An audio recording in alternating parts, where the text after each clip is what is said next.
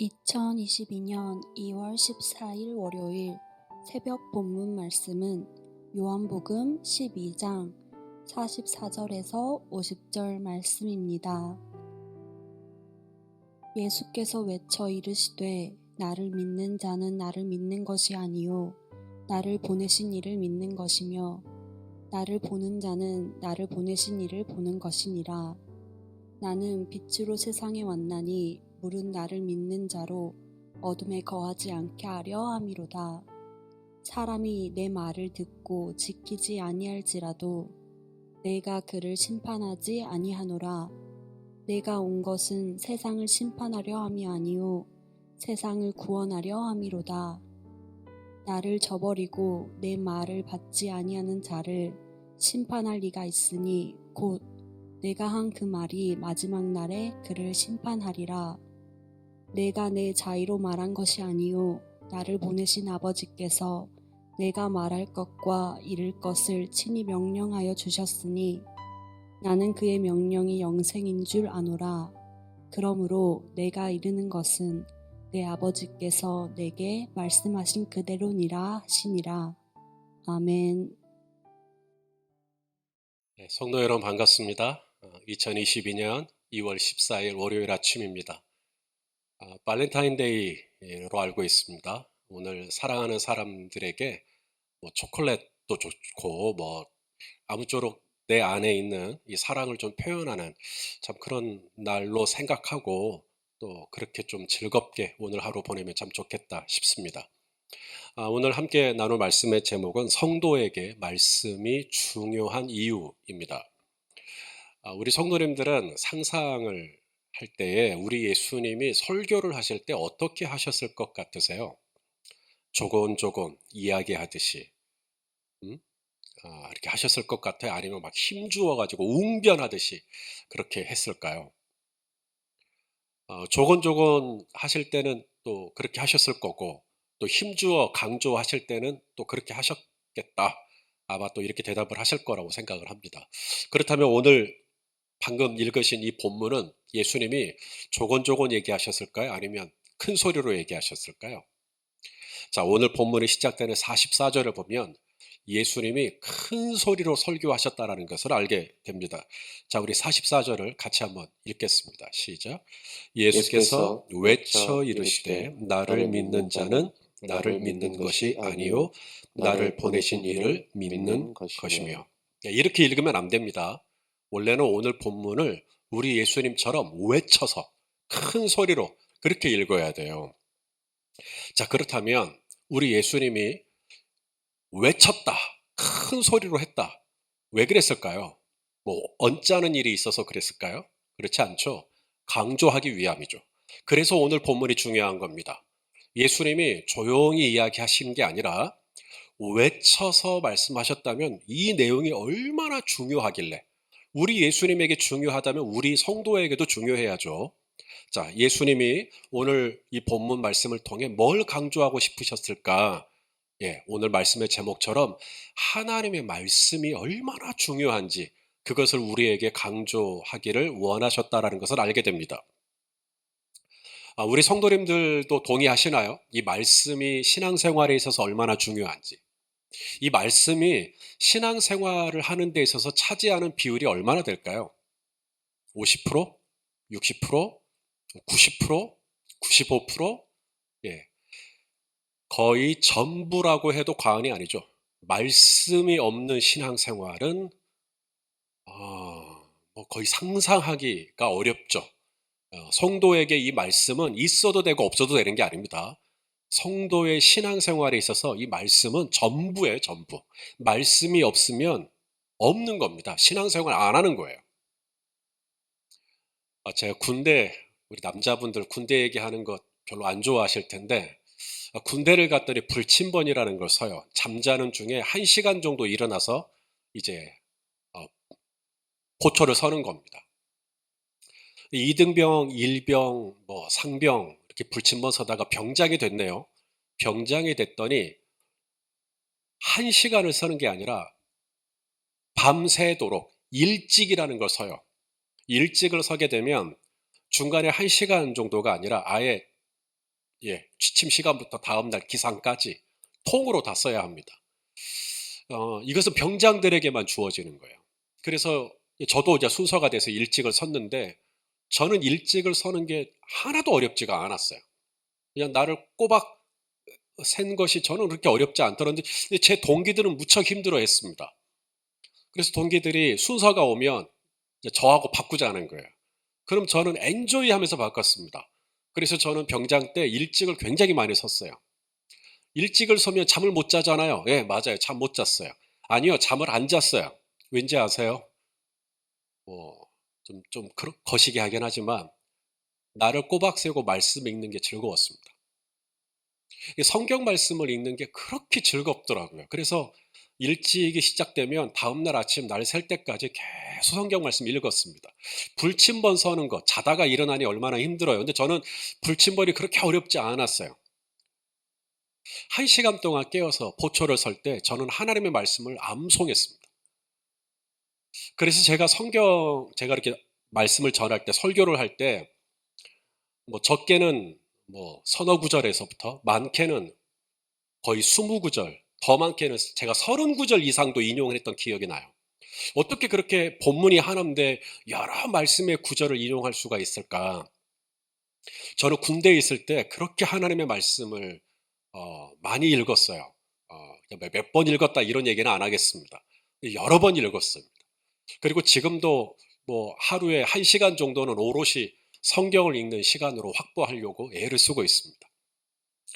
사랑하는 우리 성도님들도 마찬가지일 거라고 생각합니다. 우리 성도님들 중에는 저보다 성경 통독 더 많이 하시고 저보다 말씀 암송하는 구절이 훨씬 많으신 아마 성도님들이 계실 거예요.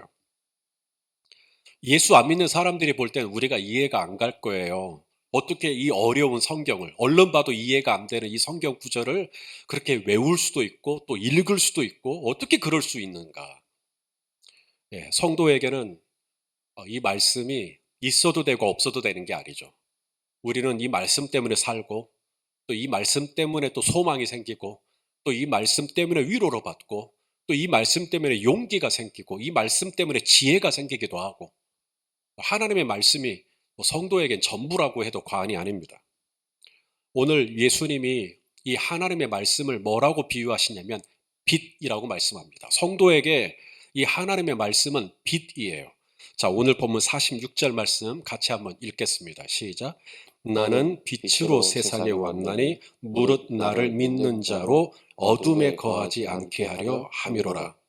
여기서 나를 믿는 자는 예수님이죠. 예수님을 믿는 자는 어둠에 다니지 않고 빛에 거하게 하기 위하여 오셨다. 그래서 예수님은 빛이죠. 요한복음 1장 14절에 말씀이 육신이 되어 우리 가운데 거하심에 말씀이 육신이 되어 우리 가운데 거하신 이분이 예수님이죠. 그러니까 말씀이신 예수님이 우리 가운데 거했는데 그 예수님은 빛으로 오셨다. 그러니까 이게 뭐가 성립이 되는 거예요. 말씀이신 예수님이 우리 가운데 오셨고 그분이 빛으로 왔으니까 말씀이 곧 빛인 거죠. 하나님의 말씀은 빛입니다. 따라서 합시다. 말씀은 빛입니다. 자, 우리 시편에 있는 말씀, 시편 119편 105절 읽어보겠습니다. 시작. 주의 말씀은 내 발의 등이요 내 길의 빛이니이다. 여러분, 어두운 방에, 컴컴한 방에 빛이 켜졌어요. 불이 딱 들어왔어요. 그러면 어떻게 되죠? 이 어둡던 방 안에, 감추어졌던 이 방 안에 있던 실상이 다 드러나죠. 바닥에 떨어져 있는 쓰레기들, 과자 부스러기들, 어질러져 있는 책상들, 아무데나 벗어던진 옷가지들. 지금 제 아들 방 이야기하는 거 아닙니다. 저와 여러분의 마음속에 그런 것들이 있다는 거예요. 빛이 오기 전에는 그럭저럭 살았어요. 별로 문제라고 여기지 않았어요. 그런데 빛이 딱 들어오니까 이제 이 모든 것들이 점검되기 시작하는 겁니다. 우리 히브리서 말씀에 이런 말씀이 있습니다. 히브리서 4장 12절 읽어보시죠. 시작. 하나님의 말씀은 살아있고 활력이 있어 좌우에 날선 어떤 검보다도 예리하여 혼과 영과 및 관절과 골수를 찔러 쪼개기까지 하며 또 마음의 생각과 뜻을 판단하나니. 이 세상에서 가장 예리한 칼은 아마도 수술할 때 쓰는 메스 혹은 나이프라고 하는 이 수술용 칼, 해부용 칼, 이게 아마 가장 예민하지 않을까 싶은데요. 근데 성경은 그 칼보다도 해부용, 수술용 칼보다도 더 예리하다는 거예요. 수술용 칼이 얼마나 예리합니까? 관절과 골수를 찔러 쪼개잖아요. 이 칼이. 그걸 다 이렇게 도려내잖아요. 그런데 수술용 칼이 아무리 예리해도 딱 관절과 골수를 찔러 쪼개는 것까지 밖에 못해요. 이 수술용 칼은 우리의 혼과 영을 찔러 쪼개지는 못해요. 우리의 마음의 생각과 뜻을 찔러 쪼개지는 못해요. 근데 하나님의 말씀은 관절과 골수를 넘어서 우리의 혼과 영과 우리의 마음의 생각과 뜻까지 다 찔러 쪼갠다는 거예요. 그러니까 그 안에 감추어졌던 내 안에 숨어있는 동기, 내 안에 감추어졌던 내 안에 있는 탐욕, 내 안에 음란, 내 안에 그 잘못된 습성들, 이것들이 이제 하나님의 말씀이라고 하는 이 빛이 들어오면 이게 다 드러나는 겁니다. 아이고야, 내가 이렇게 살았구나. 예수님이 이 땅에 말씀이신 예수님이 육신을 입고 이 땅에 오신 이유를 오늘 설명합니다. 나는 이 세상에 빛으로 왔다. 나는 너희가 어둠에 다니지 않기 위하여 이 땅에 왔다. 하나님이 우리에게 말씀으로 오신 이유는 저와 여러분의 삶에 이 빛을 비춰 주시기 위하여. 그래서 어둡던 내 생활 속에, 내 삶 속에 광명으로, 빛으로 오셔서 저와 여러분 안에 있는 이 남들에게 들키지 않으려고 꼭꼭 숨겨두었던 이 은밀한 마음의 생각과 뜻을 다 드러내게 하시기 위하여. 우리 디모데후서 3장 16절에도 이런 말씀이 있습니다. 읽어보시죠. 시작. 모든 성경은 하나님의 감동으로 된 것으로 뭐하죠? 교훈하고 책망과 바르게 함과 의로 교육하기에 유익하니. 이 세상에 나가면 일반 서적에 가면 자기 개발서가 그렇게 많아요. 저 나쁘지 않다고 봅니다. 저도 1년에 몇 권씩은 자기 개발서 서적을 읽기도 해요. 그리고 도움을 받기도 합니다. 아, 정말 이렇게 살아야겠다. 결단을 하기도 해요. 그러나 어떤 자기 개발서도 말해주지 않는 영역이 있어요. 바로 내 마음의 생각과 뜻이죠. 어떤 자기 개발서보다도 더욱더 나의 깊은 내면을 교훈하고 책망하고 바르게 하고 의로 교육하는 책은 자기 개발서가 아닙니다. 하나님의 말씀이지. 자기 개발서 책들이 필요하지 않다라는 거 아닙니다. 필요하면 읽으셔야죠. 저도 도움 많이 받는다니까요. 그러나 어떤 자기 개발서보다도 더 나를 의로 교육해주는, 나를 바르게 해주는 책은 하나님의 말씀이에요. 말씀의 빛이니까. 성도에게 말씀이 왜 그렇게 중요할까? 성도는 이 심심하고 지루하고 어려운 용어가 가득 차 있는 옛날 말들로 가득 차 있는 이 부자연스러운 성경의 내용들을 왜 그렇게 가까이 하나? 딱 하나입니다. 하나님의 말씀은 내 발의 등이요 내 길의 빛이에요. 그래서 성도는 말씀을 중요하게 여기는 겁니다. 또 하나가 있어요. 말씀이 왜 그렇게 중요하나? 말씀은 나에게 영생, 영원한 생명을 줘요. 오늘 본문이 끝나는 50절 말씀 또 읽겠습니다. 시작. 나는 그의 명령이 영생인 줄 아노라. 그러므로 내가 이르는 것은 내 아버지께서 내게 말씀하신 그대로니라 하시니라. 나는 예수님입니다. 예수님은 그의 명령, 하나님 아버지의 명령이 곧 영생인 줄 아노라.